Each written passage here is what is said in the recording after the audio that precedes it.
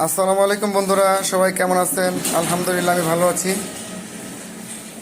এখন আপনাদের মাঝে একটা ছোট ভিডিও নিয়ে আসলাম। ভিডিওটা আপনারা দেখতে পাচ্ছেন যে এখানে একটা মিশুকে মোটর আছে, অনেকগুলো মোবিল ভিতরে প্রবেশ করছে, যে কারণে এই মোটরটা জ্বলে গেছে।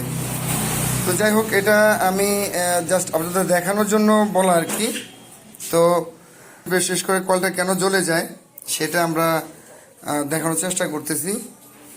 এটা হচ্ছে গিয়ে ভিতরে মোবিল যাওয়ার কারণে মোটর জ্বলে গেছে। তো আমরা যারা মিশুক গাড়ি চালাই, বিশেষ করে মিশুকের মোটর 800 ওয়াট 48 ভোল্ট, যা একটু যদি খেয়াল করেন আপনারা দেখেন কত মোবিল গেছে। তো অবশ্যই আপনারা খেয়াল রাখবেন যাতে এটার মধ্যে যাতে মোবিল প্রবেশ না করতে পারে।